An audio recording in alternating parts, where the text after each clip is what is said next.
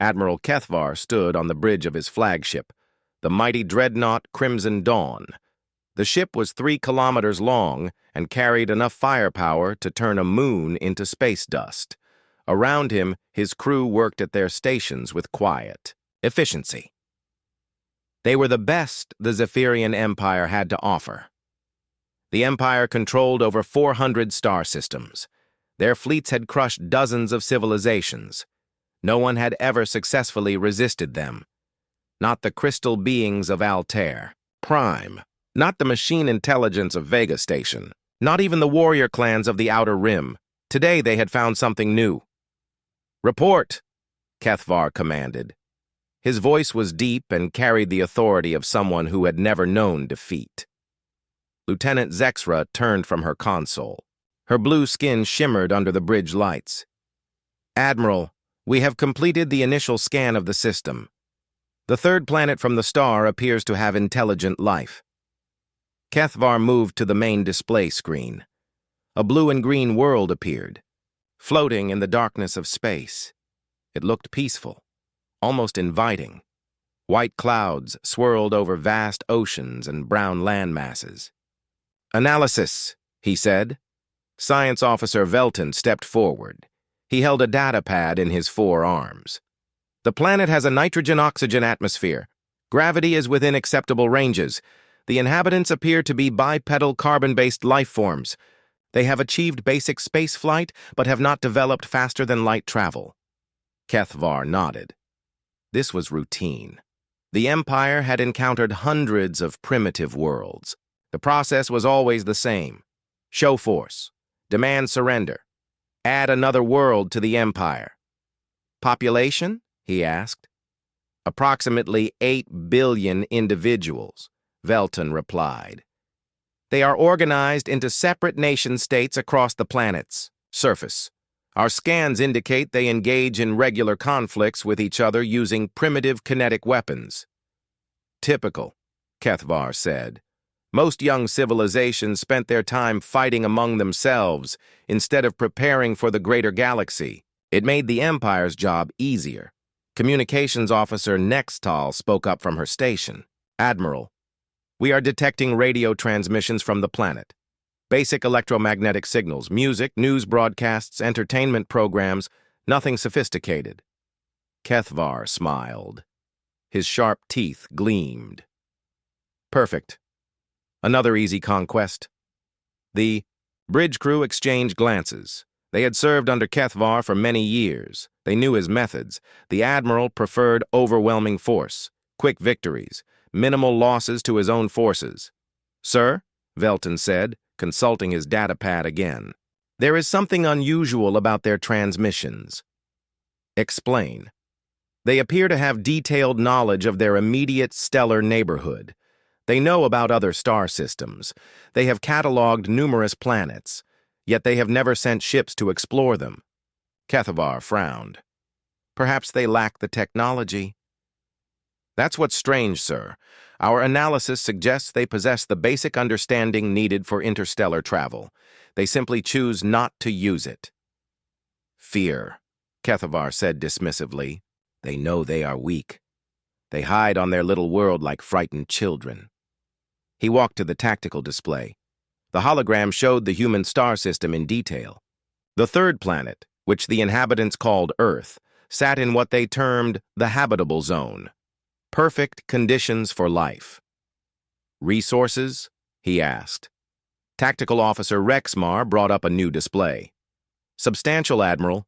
Fresh water in abundance. Rare earth metals. Strategic position for a forward operating base. The system has gas giants suitable for fuel harvesting." Kethvar nodded. It was exactly what the Empire needed.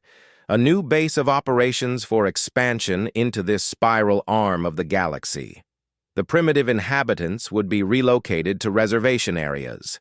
The useful ones would be kept as laborers. The rest would be dealt with according to standard protocol.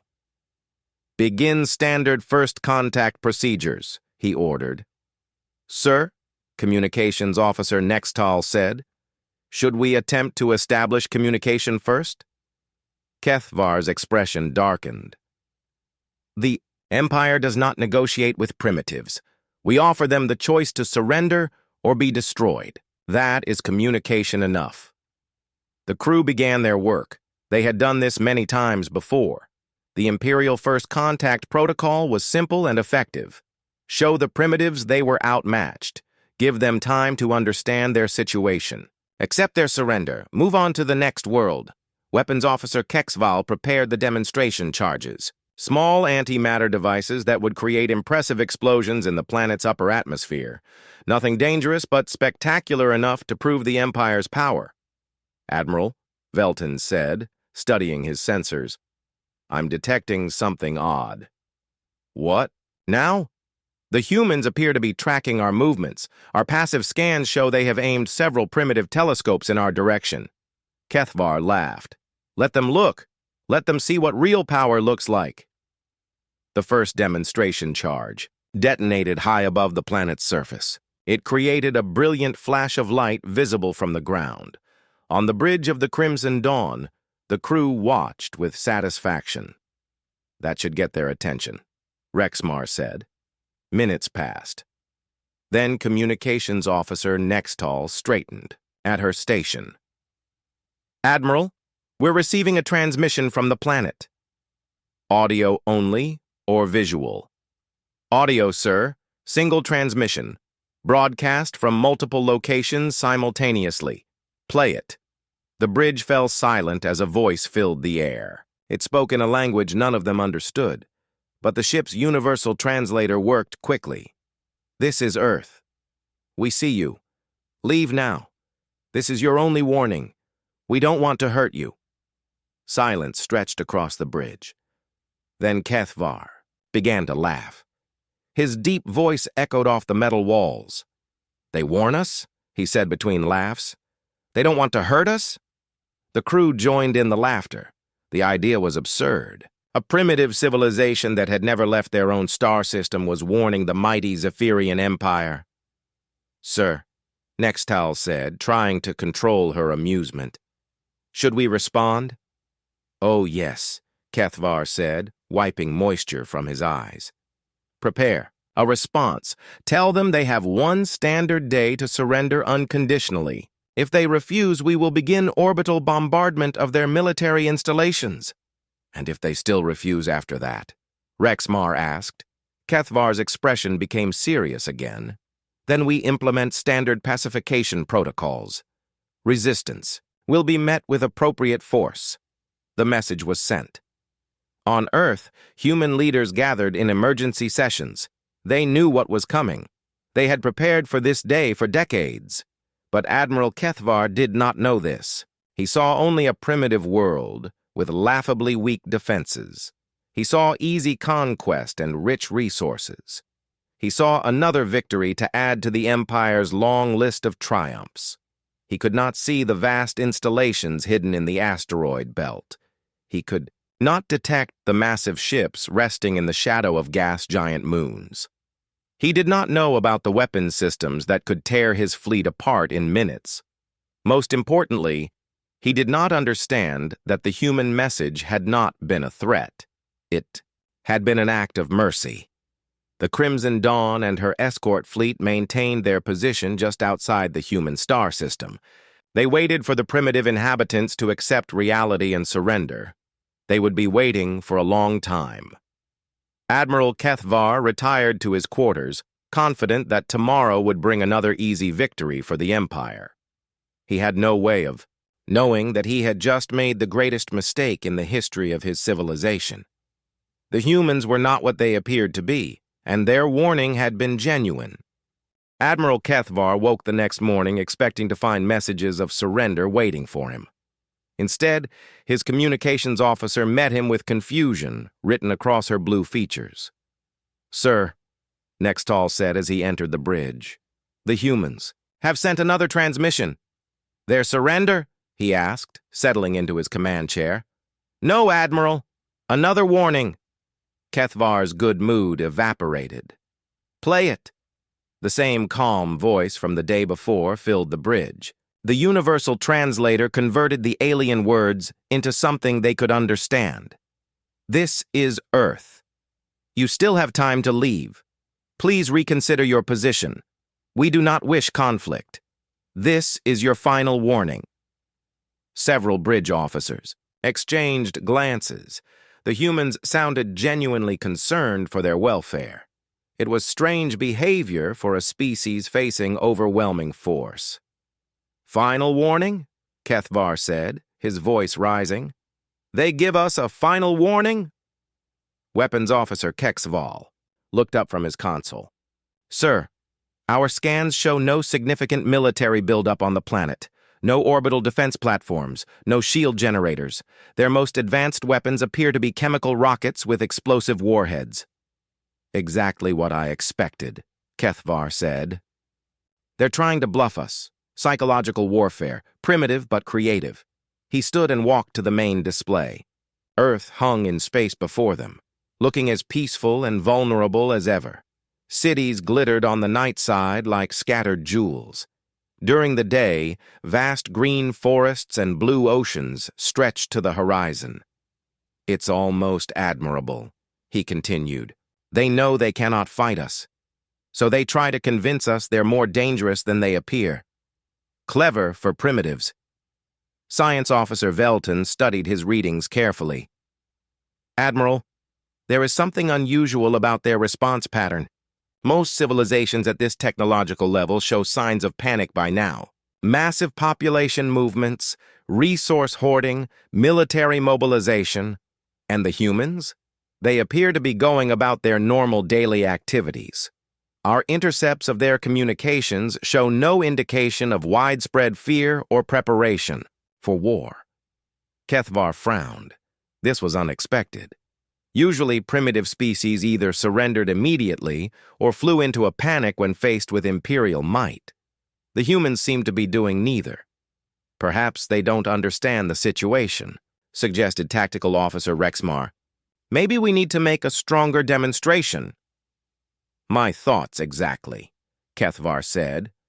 Prepare orbital bombardment of uninhabited areas. Nothing populated.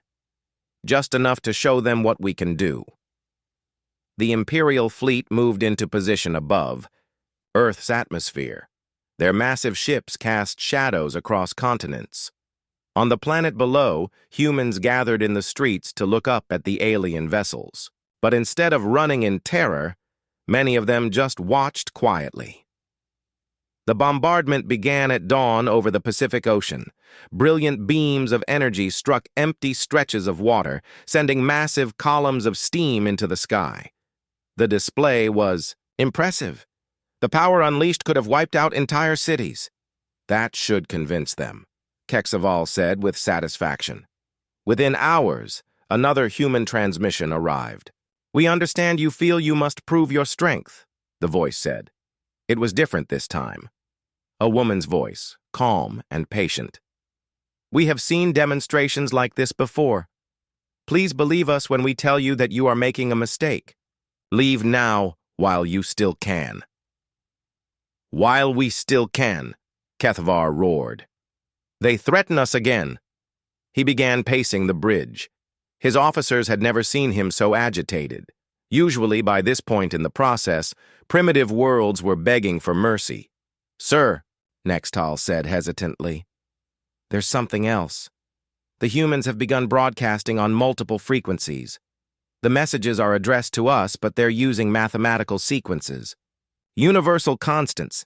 They seem to be trying very hard to establish meaningful communication. What do the messages say? They're complex, Admiral. The translations are unusual. They keep referring to something they call the pattern. They mention other civilizations. They claim to have experience with situations like this. Kethvar stopped pacing. Experience? What kind of experience could they possibly have? They've never left their own star system. I don't know, sir, but they keep insisting they're trying to help us. They say they understand our position because they were once in a similar situation. Lies, Kethvar said firmly. Primitive psychological manipulation. They're trying to confuse us with nonsense. But doubts began to creep into his mind. The Humans were not behaving like any primitive species the Empire had ever encountered. Most collapsed into chaos by now. Others surrendered immediately. A few fought back with whatever weapons they had. The humans were doing none of these things. They seemed almost disappointed. "Admiral," Velton said, looking up from his science station, "I've been analyzing their transmissions more carefully. The linguistic patterns are sophisticated, more complex than we would expect from a primitive civilization." "Explain." "They're using conceptual frameworks that suggest deep understanding of interstellar politics. They reference concepts that should be unknown to a planet-bound species. They talk about galactic cycles and expansion phases, and the burden of power."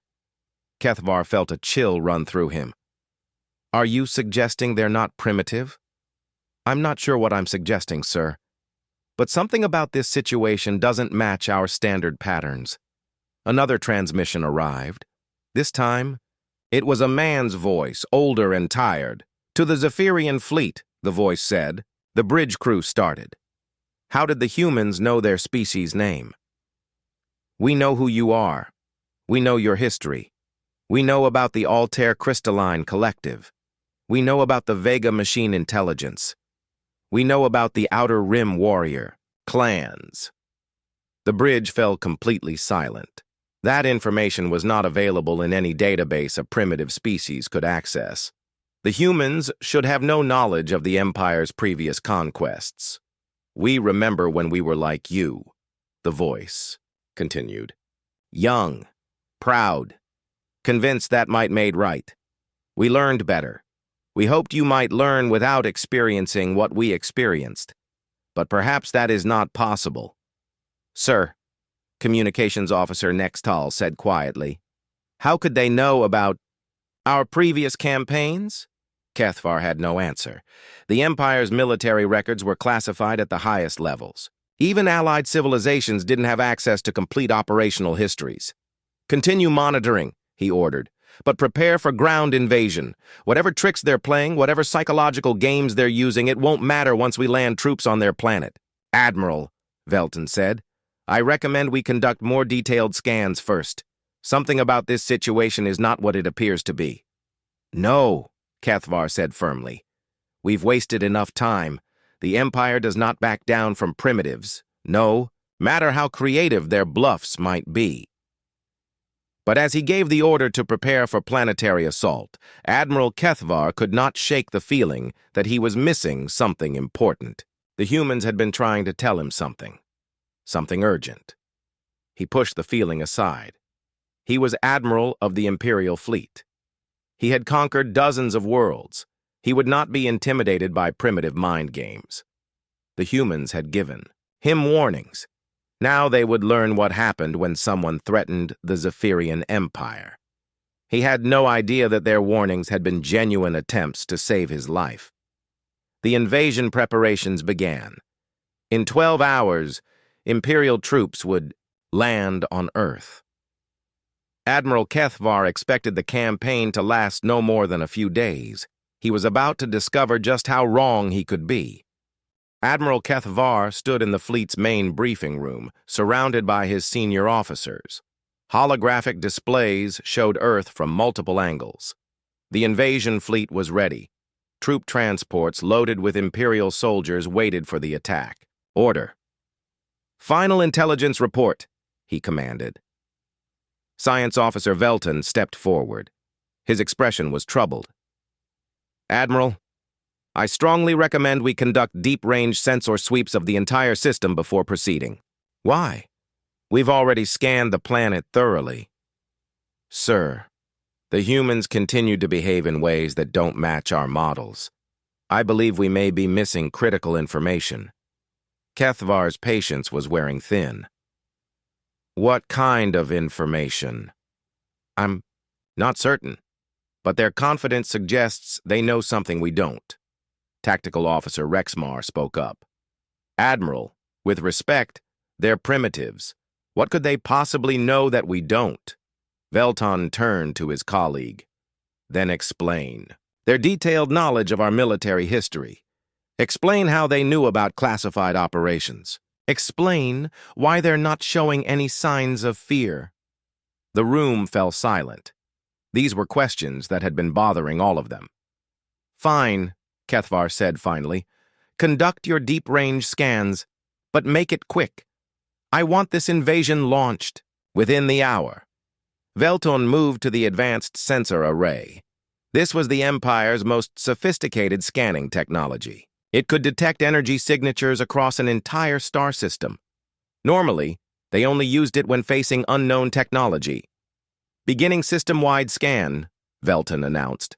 The sensors reached out, probing every corner of the human star system. At first, the readings were exactly what they expected. A few primitive satellites orbiting Earth, some basic space stations, chemical rockets moving between the planet and its moon. Then something appeared on the display that made Velton's hands shake. Admiral, he said quietly, you need to see this. Kethvar moved to the sensor station. What is it? There's something in the asteroid belt. Something very large. The display zoomed in on a cluster of asteroids between the 4th and 5th planets. At first glance, it looked natural. Rocky debris left over from the system's formation. But the deep sensors revealed something else entirely. Hidden among the asteroids were structures. Massive structures that dwarfed Imperial battle cruisers. They were camouflaged so perfectly that only the most advanced sensors could detect them. What are those? Kethvar whispered. I'm not sure, sir, but they're definitely artificial, and they're enormous. More readings came in. Similar installations were detected near the gas giants. Massive facilities hidden in planetary rings. Weapon platforms disguised as moons. Defense networks that spanned the entire outer system. This is impossible, Rexmar said. The humans are primitives. They don't have this kind of technology. Admiral, Velton said, his voice shaking. I'm detecting energy signatures I've never seen before. These installations are powered by something beyond our current understanding. Kethvar stared at the displays in growing horror. The human star system wasn't primitive at all. It was the most heavily fortified system he had ever seen. The installations they were discovering could easily destroy his entire fleet. How many ships could those facilities hold? He asked. Velton worked frantically at his console. Based on the size of the structures, thousands, sir. Maybe tens of thousands. Where are the ships? I don't know. The installations appear to be empty, or what? Or the ships are cloaked with technology we cannot detect. Intelligence Officer Yexatha burst into the briefing room. Her usually calm demeanor was gone. She carried a data pad that trembled in her hands. Admiral, I've been analyzing historical databases. I found something. Report. Sir, I found references to a species matching human description in our oldest archives, records from before the Empire was founded, before we achieved interstellar flight. Kethvar felt ice in his veins. What kind of references? Warnings, sir. Ancient warnings about a species from this region of space. They were described as having achieved advanced technology, then disappearing from galactic civilization. Disappearing why? The records are unclear. But they mention something called the Great Withdrawal, a civilization that became so powerful it chose to isolate itself rather than risk destroying others. The briefing room was completely silent. The implications were staggering. The humans weren't primitives who had never achieved interstellar travel. They were an ancient, advanced civilization that had chosen to hide their true capabilities. Sir, Velton said from the sensor station, I'm detecting movement near the gas giants. Everyone turned to look at the display. Something was happening in the outer system. Energy signatures were changing. Installations that had appeared dormant were coming online. Admiral, Communications Officer Nextal's voice came over the intercom. We're receiving another transmission from Earth. Put it through. A new voice filled the room. This one was different from the others. It carried authority and sadness. In equal measure, Admiral Kethvar of the Zephyrian Empire, the voice said. My name is General Sarah Chen of the Human Defense Forces. We know you have discovered our installations. We know you're beginning to understand what you've encountered." Kethvar's throat was dry. "How do you know my name?" "We've been monitoring your communications for days, Admiral. We've been hoping you would listen to our warnings. We've been hoping you would choose to leave peacefully." "What are you?" he whispered. "We're survivors, Admiral. Survivors of a war that ended long before your species developed spaceflight. We withdrew from galactic civilization because we learned a hard truth. Power corrupts, and absolute power corrupts absolutely." The display showed more installations coming online throughout the system.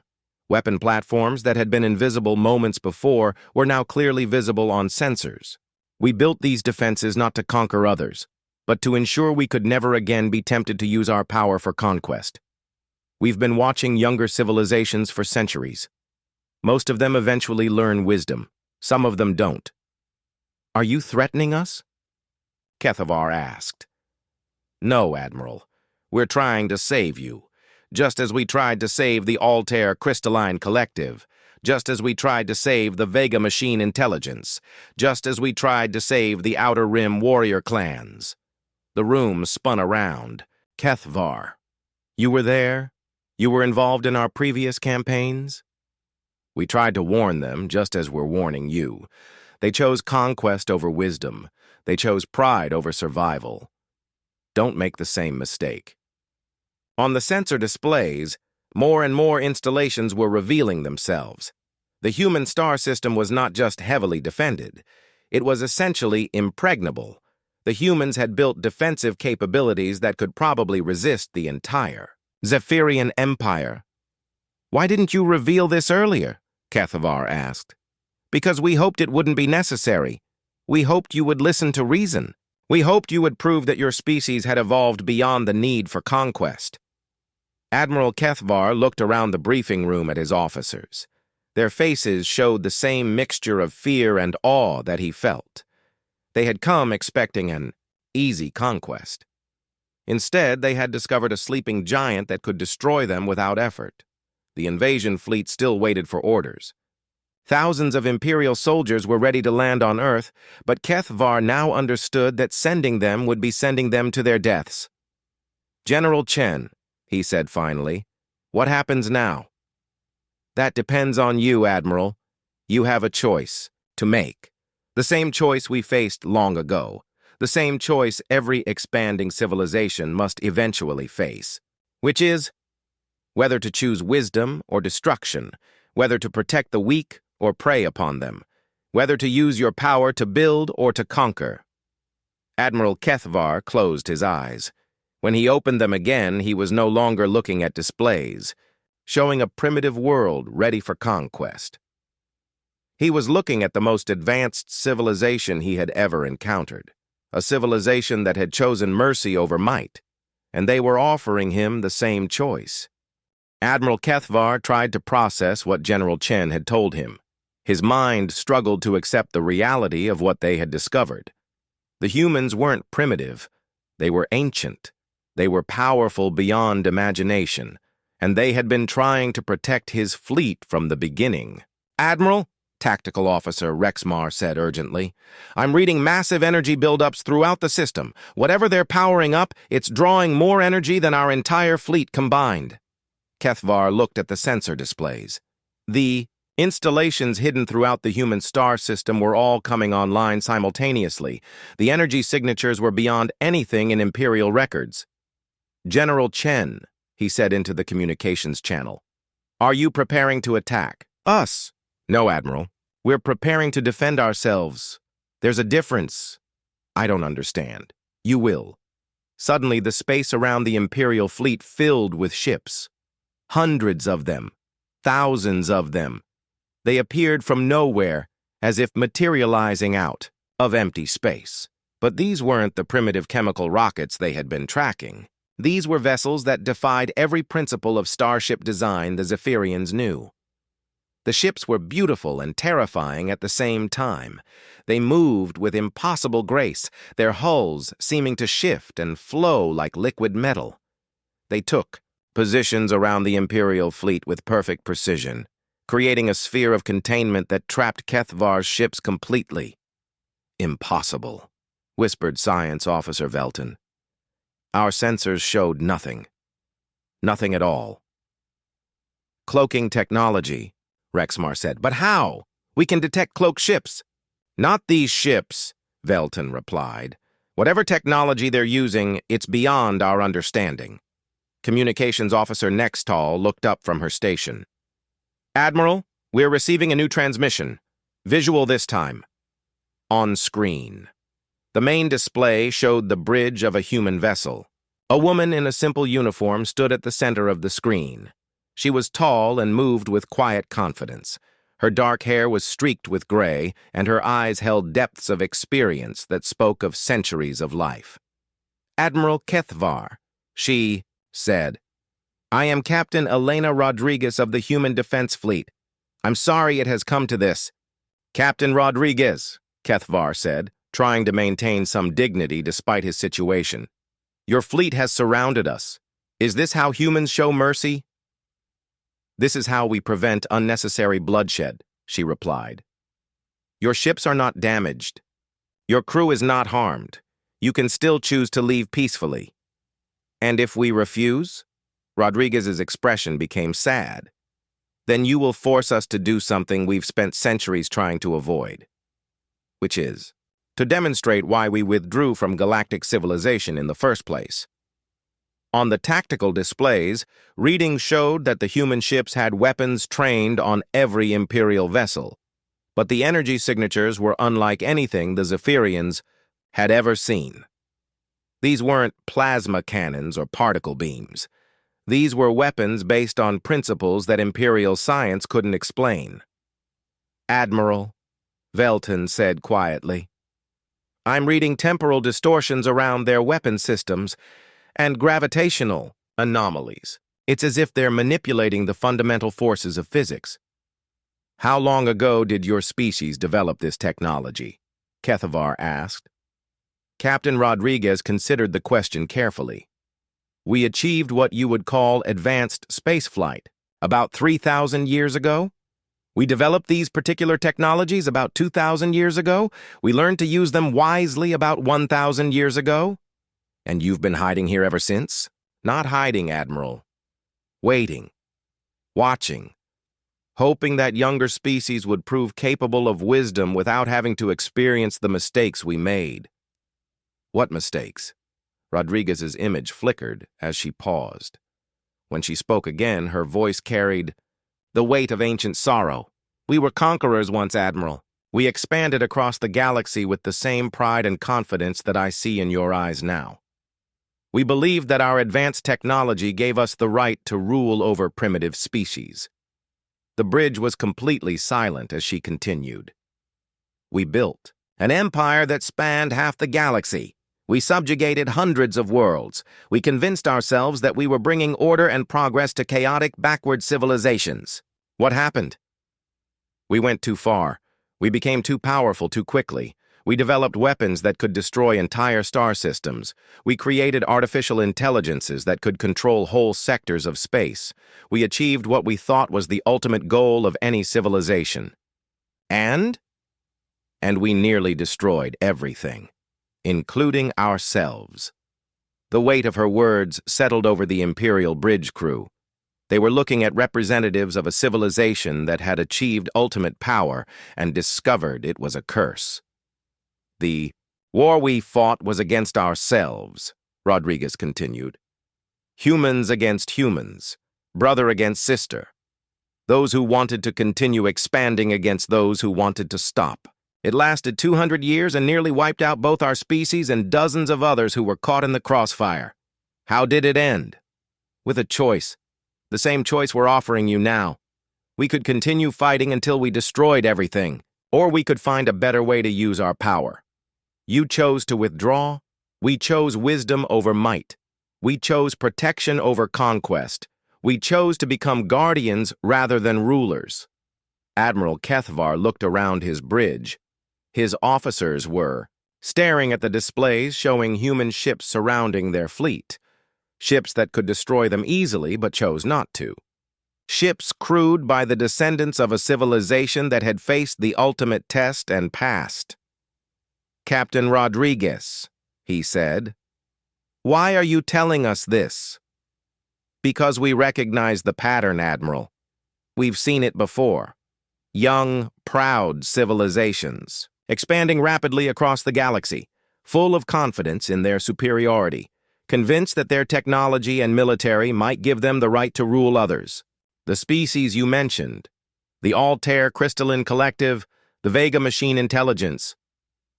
We tried to warn them, just as we're warning you. Most of them couldn't accept that they weren't the most advanced civilization in the galaxy. They couldn't accept that their empires were built on a foundation that would eventually crumble. What happened to them?" Rodriguez's expression became even sadder. "They chose pride over wisdom. They chose conquest over survival. They forced us to do what we're hoping to avoid with you." Which was to stop them. The implications were staggering. The human ships around them weren't just defensive vessels. They were the instruments of a civilization that had been forced to destroy other expanding empires like the Zephyrian one. "How many civilizations have you stopped?" "Too many, Admiral, far too many. Each time we hoped it would be the last. Each time we tried to find a peaceful solution. Each time we were forced to act to protect the innocent species that would have been conquered." Kethvar felt the foundations of his worldview cracking. The Zephyrian Empire wasn't unique. They weren't the first to achieve interstellar dominance. They were just the latest in a long line of civilizations that had made the same mistakes. "What are you offering us?" he asked. "The same thing we offered the others. The chance to learn from our experience instead of repeating our mistakes. The chance to use your power to protect the weak instead of conquering them. The chance to become something greater than conquerors." "And if we refuse?" Captain Rodriguez's image flickered again. When she spoke, her voice was firm but full of regret. "Then we will do what we must to protect the billions of innocent lives that your empire would eventually destroy. We will ensure that your expansion ends here, in this system, before it can spread further." Admiral Kethvar understood. He was facing the ultimate choice that every expanding civilization must eventually face. Continue the path of conquest and face destruction from a power beyond imagination, or choose a different path entirely. The question was, did he have the wisdom to choose correctly? Around him, his bridge crew waited for his decision. The fate of the entire Zephyrian Empire hung in the balance. Admiral Kethvar stood silent for long moments, staring at Captain Rodriguez's image on the main display. Around him, his bridge crew waited tensely for his decision. Outside, thousands of human ships maintained their positions, weapons ready but not firing. "Captain Rodriguez," he said finally, "I need to understand something. If your technology is so advanced, why didn't you simply destroy us the moment we entered your system? Why the warnings? Why the patience?" Rodriguez's expression softened, slightly. "Because we remember what it was like to be you, Admiral. We remember the pride, the certainty that we were right, the belief that our strength gave us the right to rule over others. But you're willing to destroy us if we refuse to change? Yes, because we also remember what we became when no one stopped us. We remember the billions who died because we thought conquest was our destiny." A new voice joined the conversation. The display split to show another human, an older man with kind eyes and gray hair. "Admiral Kethvar," the man said. "I'm Dr. Marcus Webb, humanity's lead xenosociologist. I've spent my life studying civilizations like yours. May I share something with you?" Kethvar nodded. "In our archives, we have records of over 200 expanding civilizations that we've encountered over the past millennium. Each one followed the same pattern: rapid technological development, military expansion, conquest of weaker species, growing confidence in their own superiority. What happened to them? 63 chose wisdom when offered the choice you're facing now. They're still thriving today as members of what we call the Galactic Cooperative. They use their strength to protect developing worlds instead of conquering them. And the others? Dr. Webb's expression became grave. They chose pride over wisdom. They forced us to act. Their empires ended here, in this system, before they could spread their conquest to innocent worlds. You're saying we're not the first to face this choice? You're not even the first this century, Admiral. But you could be among the wise ones. That's our hope. Science Officer Velton spoke up from his station. Admiral, I'm detecting new arrivals in the outer system. The sensor displays showed more ships appearing near the gas giants. These were different from the sleek vessels surrounding the Imperial fleet. They were larger, more utilitarian in design. Those are our construction ships, Captain Rodriguez explained. We're preparing to help rebuild your civilization if you choose the path of cooperation. Rebuild? Kethvar asked. Your empire's economy is built on conquest and resource extraction from subjugated worlds. If you choose to end that expansion, you'll need help transitioning to a sustainable model. We've done this before. Dr. Webb nodded. The process typically takes 50 to 100 years. We provide advanced technology and economic assistance while your civilization learns new ways to thrive without conquest. And if our people refuse, if they see this as surrender, that's where leadership matters, Admiral, Rodriguez said. Your choice today will define not just your fate, but the fate of your entire species. Kethvar felt the weight of history pressing down on him. He thought about the conquered worlds of the Zephyrian Empire, the billions of beings living under Imperial rule, the expansion fleets preparing to launch from Imperial space. Captain Rodriguez, he said, what happened to your species during your own transition? It was difficult, she admitted. Many humans couldn't accept that our empire was wrong. There was civil conflict, economic disruption, but we eventually found a better way to live. How? We discovered that protecting others gave us more satisfaction than ruling them. We learned that cooperation produced better results than domination. Most importantly, we realized that true strength comes from restraining power, not using it. Communications Officer Nextall looked up from her station. Admiral, we're receiving transmissions from the Imperial homeworld. High Command is demanding a status report. Kethvar closed his eyes. He could imagine the conversation. The Imperial Council would never accept what he was about to tell them. They would call him weak. They would strip him of command. They might even declare him a traitor. Admiral, Velton said quietly. What are your orders?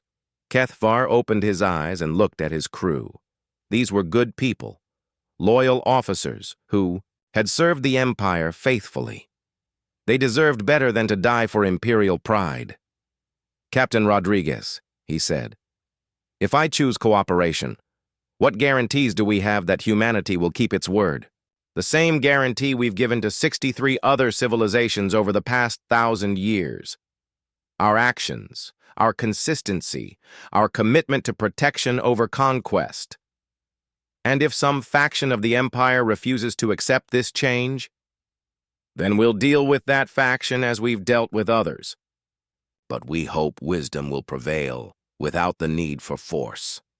Tactical Officer Rexmar stepped forward. Admiral, the crew is waiting for your decision. Kethvar took a deep breath. He thought about his family back on the Imperial homeworld. His children who would inherit whatever universe his generation created. His grandchildren who would live with the consequences of this moment. I have questions, he said to Rodriguez. Many questions. About your technology, your society, your methods of cooperation. We'll answer them all, Admiral. We have time. Time? Dr. Webb smiled. The conversion process doesn't happen overnight. We'll be working together for decades. You'll have plenty of opportunities to understand what we're offering. And during that time, your expansion stops. Your conquered worlds begin transitioning to independence. Your military becomes a force for protection rather than conquest. Kethvar looked around his bridge one final time. At officers who had trusted him to lead them. At displays showing human ships that could destroy them but chose mercy instead. At readings that proved they were facing a civilization that had achieved everything the Empire dreamed of, then chosen a better path. Communications, he said. Open a channel to all Imperial ships. Channel open, sir. Kethvar straightened his shoulders. This is Admiral Kethvar to all Imperial vessels. Stand down from invasion positions. All weapon systems are to be powered. Down immediately. We are accepting the human offer of cooperation. The bridge was silent for a moment. Then Rexmar spoke up. Admiral, High Command will not understand this decision. No, Kethvar agreed. They won't. But history will. Sir, Nextall said, I'm receiving acknowledgments from all ships. The fleet is standing down. Captain Rodriguez's image smiled for the first time since the conversation began. Thank you, Admiral. You've made the right choice. Have I? My people will see this as surrender. Your people will see it as the beginning of something better. The civilizations that chose cooperation are more prosperous now than they ever were during their expansion phases. They're happier. They're safer. They're free from the constant pressure of conquest. When do we begin? We already have. The moment you chose wisdom over pride, the transformation began. On the sensor displays, the human ships began to change. Formation. Instead of a containment sphere, they arranged themselves in an escort pattern. The Imperial fleet was no longer surrounded by enemies. They were accompanied by allies. Admiral, Dr. Webb said, there's something else you should know. Your decision today will echo across the galaxy. Other expanding civilizations are watching. Your choice to accept cooperation may influence them to make the same choice. So this isn't just about the Zephyrian Empire. Nothing ever is, Admiral. Every choice ripples outward. Every decision affects the future of all civilizations. Kethvar nodded slowly. He understood now why the humans had been so patient, why they had offered so many warnings. They weren't just trying to save his fleet or his empire. They were trying to save the galaxy from another devastating war. Captain Rodriguez, he said, what happens to me personally? My career is over. My reputation is destroyed. Is it, Admiral? Or is it just beginning? The 63 civilizations that chose cooperation needed leaders to guide them through the transition. Strong leaders who could make difficult decisions. Leaders like you. For the first time since the crisis began, Kethvar felt hope, not for conquest or glory or imperial expansion, but for something better, something that could justify the trust his crew had placed in him. Very well, he said, let's begin. Outside the viewports, Earth turned slowly in space. Cities sparkled on the night side. Clouds swirled over blue oceans. It looked exactly as it had when they first arrived. Peaceful, beautiful, inviting. But now Admiral Kethvar understood the truth. It wasn't a primitive world waiting for conquest. It was the home of a civilization that had faced the greatest test in the universe and passed. A civilization that had chosen to become guardians instead of conquerors. And now they were offering that same choice to others. The Zephyrian Empire's expansion was over. But their real journey was just beginning.